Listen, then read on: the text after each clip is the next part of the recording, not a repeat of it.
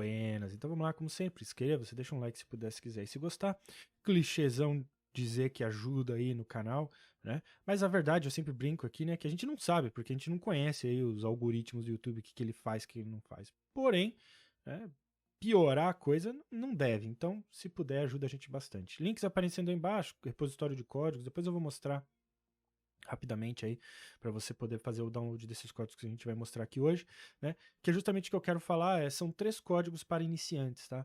Foi algo que pediram aí, por onde eu começo, né? Sempre aquela dúvida, onde eu começo a estudar programação, aquela coisa toda. A gente tem o aulão, né? Iniciando programação do zero, que eu vou deixar também o link, né, na descrição e o card aparecendo aí para você assistir, que eu acho que é importante. A gente fala de conceitos fundamentais de programação, especificamente para o Profit, né? Então, rapidamente para mostrar aqui, ó. E no aulão tá tudo separado aqui por tópicos, então você pode ver aqui todos os assuntos que a gente discute, tá? Começando a falar de componentes de programação, do Profit, enfim. É um bom ponto de partida, tá? Mas aí você quer avançar um pouquinho mais né, para a parte de programação em si, então o que eu vou fazer? Eu vou mostrar aqui 4 códigos, na verdade, né? 3 iniciantes, um quarto que eu vou chamar aqui de um código extra, né? Um pouquinho mais avançado, para quando você quiser algo um pouco mais complexo, né? Primeiro código que eu acho interessante você dominar é o código do Inside Bar. Aí você vai falar, poxa, mas Inside Bar todo mundo já sabe o que é, né? Se você está há 5 minutos no mercado financeiro, você provavelmente já viu e ouviu falar e já entendeu o que é o Inside Bar. E é verdade. Mas o que eu quero te passar aqui é o conceito, a ideia de saber parametrizar ideias que você tem, que são fora do mundo da programação, que são ideias do mundo real, né? Por exemplo, interpretar um Inside Bar e traduzir isso em código de programação. Por quê? Porque vai ter muitos cursos, e principalmente sim, de programação de forma geral, não necessariamente Profit, tá? Onde você vai aprender a reproduzir o que o instrutor está fazendo. E funciona. Você vai chegar no resultado final sem problema nenhum. O problema é que você não entende como depois customizar para o que você precisa.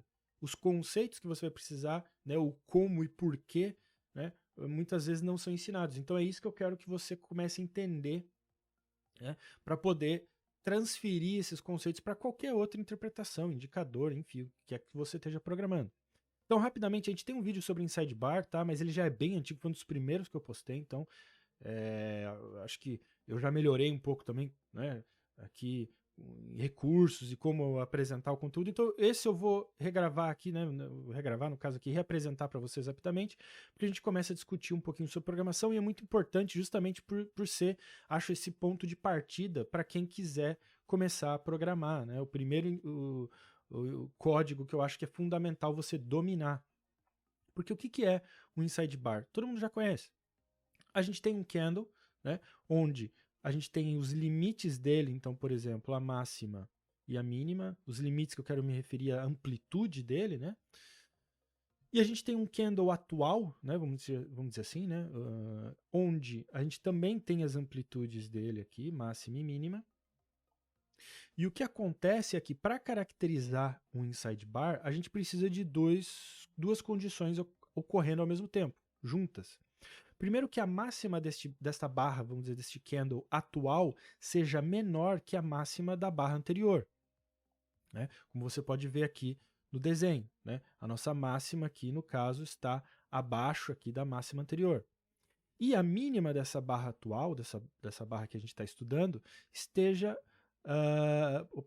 maior que a mínima da barra anterior, ou seja, esteja acima, né? E você percebe aqui, né, neste desenho. Então, o que isso significa dizer visualmente, graficamente falando? Que o nosso candle inside bar, que é o candle amarelo, está contido dentro dos limites da barra anterior. Né? Você note que ele está envolto pelos limites, pela amplitude da barra anterior.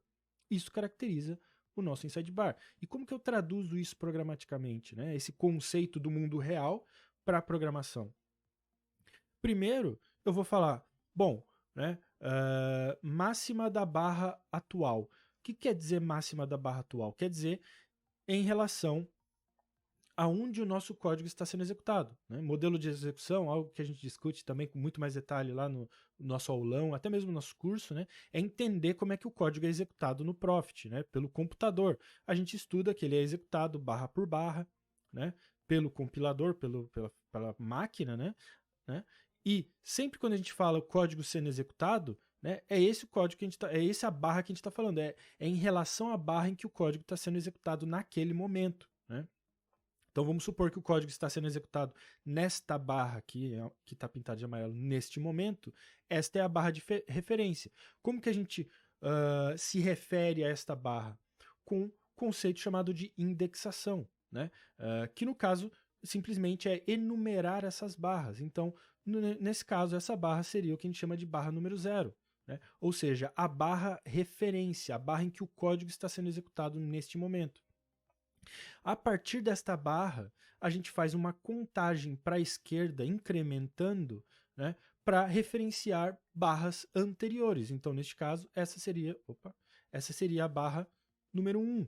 Né? A primeira barra à esquerda da minha barra de referência. E assim por diante. A gente vai contando para a direita, para a esquerda, onde a gente tem depois a barra 2, 3. Né? Então, aqui no caso, aqui a gente tem a nossa barra 1. Depois a gente teria aqui a nossa barra 2, barra 3, 4 e assim por diante. E conforme o código é executado novamente numa nova barra, estas referências são movidas. Então, esta passa a ser a barra 0, esta vai passar a ser a barra 1 e assim por diante. Tá? Então, como que agora eu traduzo isso em código? Eu estou dizendo que o componente máxima da indexação 0, ou seja, da barra em que eu estou executando o meu código neste momento, sendo menor que a máxima da minha barra de indexação 1. Então, essa aqui é a minha barra max 0 e aqui max 1. Eu usei max só para simplificar aqui, né? Mas a série de dados, né, que a gente usa é máxima. Né? Poderia usar em inglês também high. Né? E aí eu aplico a minha indexação, dizendo que, olha, se a máxima da minha barra atual, 0, barra de referência, for menor que a máxima da minha barra anterior, eu tenho a minha primeira condição satisfeita. Nossa primeira característica de um inside bar. E, né, operador lógico E, a mínima da barra atual, mínima 0, for maior que a mínima da barra anterior, min 1, aqui, mínima 0, mínima 1, que poderia ser também low, né? Outro nome aí que a gente costuma ver. Né? Sendo essa condição satisfeita e, mais importante, essas duas condições satisfeitas ao mesmo tempo, o que eu peço para ele? Armazena na minha variável booleana, que eu chamei de sinal, e booleana significa o quê? Significa que ele pode ter dois tipos de valores, V ou F, verdadeiro ou falso, só isso. São os únicos valores que ela pode ter, verdadeiro ou falso. Ambas condições sendo satisfeitas, marca para mim aí V, né, verdadeiro.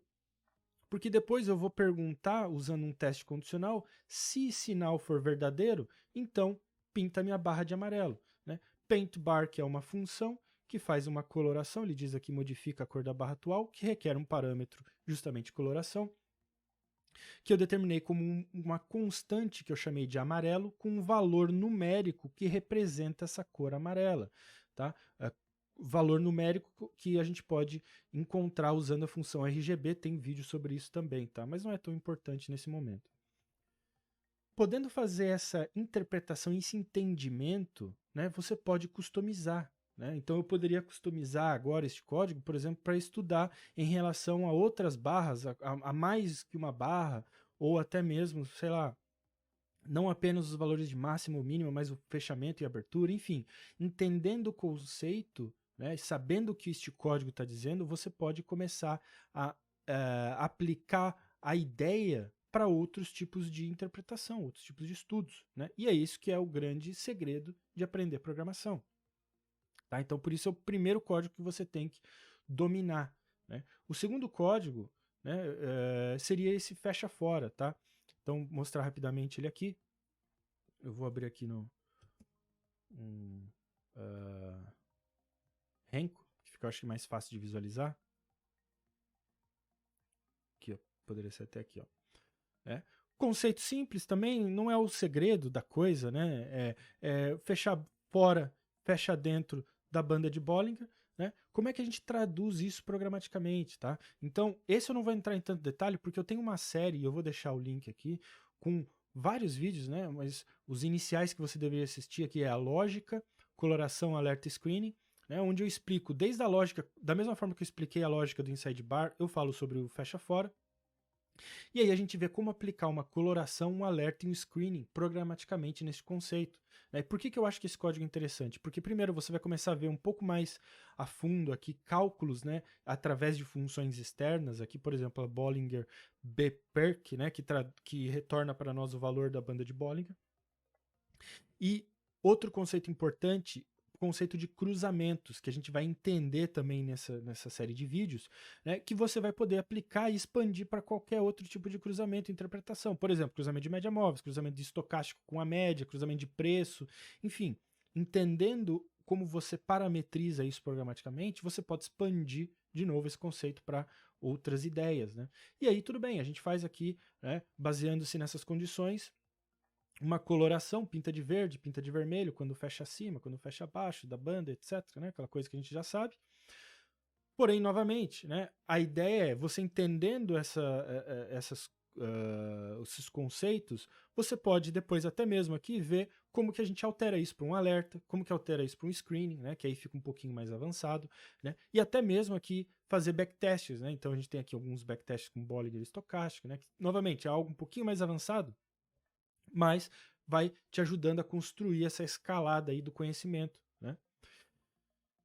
Terceiro código que eu acho importante você dominar é o OBV. E eu escolhi esse, tá? Não pela complexidade, né, mas é porque é um conceito diferente. Então não é simplesmente preço. Agora a gente fala um pouquinho sobre volume nesse indicador, né? Que eu acho interessante você dar uma estudada. Então, a gente tem um vídeo também só sobre esse indicador, On Balance Volume, né? Então, eu vou deixar o link também, eu recomendo você assistir. Né? A gente vai estudar um pouquinho conceitos aqui de, né, como fazer o acúmulo do volume baseando-se no que está acontecendo com o preço. Então, isso é um conceito importante. Acumular valores também é um conceito importante em muitos indicadores que eu acho interessante você dominar. A gente vai falar um pouquinho sobre volume, então entender, por exemplo, a diferença do volume e quantidade, financeiro, de negócios, etc. Né? Então acho que são conceitos interessantes para você entender também da forma mais básica para poder programar os seus indicadores. Tá? Então você vê aqui que a gente reproduziu, né, o nosso código, o indicador original. Tá? Novamente, não é reinventar a roda, é entender, né, os conceitos para que você possa aplicar no que você precisar. Né? E por último, que é aquele código extra que eu falei, que eu prometi que ia ser um pouquinho mais avançado, e na verdade é bem mais avançado, mas eu acho que se você dominar esses 3 primeiros códigos, você pode avançar para esse quarto código. Por quê? Porque o que eu fiz aqui, eu achei que ficou bem legal, eu quebrei ele em 3 partes para falar sobre o Stop ATR. Aqui é uma captura de tela do vídeo, tá? Ou do primeiro vídeo, se não me engano, onde a gente vai estudar componente por componente e expandindo o nosso código, né, para chegar no resultado final. Então, por exemplo, primeiro a gente fala sobre o TR, que é o True Range. O que é essa amplitude real, esse True Range? Como é que a gente calcula isso? Como é que a gente encontra? Então eu mostro aqui, né, eu mostro lá no vídeo. Depois a gente expande para ATR. O que é o ATR? Bom, a gente aplica uma average, uma média em cima do TR. Então a gente passa a ter o ATR. E depois a gente tem um componente stop. Como que o componente stop entra nessa história? Em forma de operacionalmente, né? E em forma programática, como a gente representa isso, né? Então você vê aqui ele sendo representado. A gente tem o código original aqui embaixo mais grosso, né? Você vê que o nosso está reproduzindo. Claro, a gente discute lá o porquê a gente continua a plotagem aqui, mesmo quando há uma virada, né? Mas isso que a gente fala com mais detalhes lá no curso, né? Perdão, no curso não, nessa série de vídeos, todos os vídeos estão abertos, tá? Estão públicos aí, né? De graça. E a gente fala um pouquinho aí sobre as diferenças do que a gente pode e não pode fazer também, mas, novamente, a ideia é você entender programaticamente como que a gente avança nesses conceitos, né? E esse é uma série legal porque eu fui fazendo bloco por bloco, parte por parte, tá? Então também vou deixar lá. Já mostrei aqui, né, uma introdução ao Programação do Zero, vai ficar aqui também nos links, e recomendo você assistir o nosso vídeo introdutório ao curso de programação, tá? Porque aí se você quiser se avançar mesmo, aí precisa ser algo mais estruturado ali. A gente tem um curso de 30 e poucas horas, tá? Já tá na terceira versão, eu regravei o curso novo e já tô atualizando alguns conteúdos porque tem novidades aí no Profit, tá? Então, eu recomendo você assiste pelo menos a nossa introdução para você entender o que o curso é, o que não é, o que oferece, o que não oferece, e aí você vai saber se ele serve para você, se não serve, se te ajuda, se não te ajuda, tá? Esse vídeo é importante que você assista, caso você tenha interesse no curso, né? Antes de sair adquirindo, sair comprando e etc. Quem chegou até aqui, vou dar uma pequena surpresa aí, se você chegou até aqui e ouviu tudo isso, me manda e-mail em suporte@chillerap.com, né? Os e-mails também estão todos aí, né? Todos os detalhes para entrar em contato comigo, mas tem que ser por e-mail, tá? E eu vou te mandar uma cópia da apostila, que é normalmente só para alunos, tá? Então, se você chegou até aqui, ouviu até aqui, né? Manda um e-mail que eu te mando uma cópia da apostila para você ter um gosto também do que a gente oferece no material de suporte, né? Então tem a apostila, tem slides, tem os códigos, né? Mas eu vou liberar a apostila para você dar uma olhada aí no que a gente oferece no curso, legal? Então é isso aí, espero que tenha ajudado. Deixem outras ideias aí do que vocês gostariam de ver e a gente se vê nos próximos vídeos. Falou!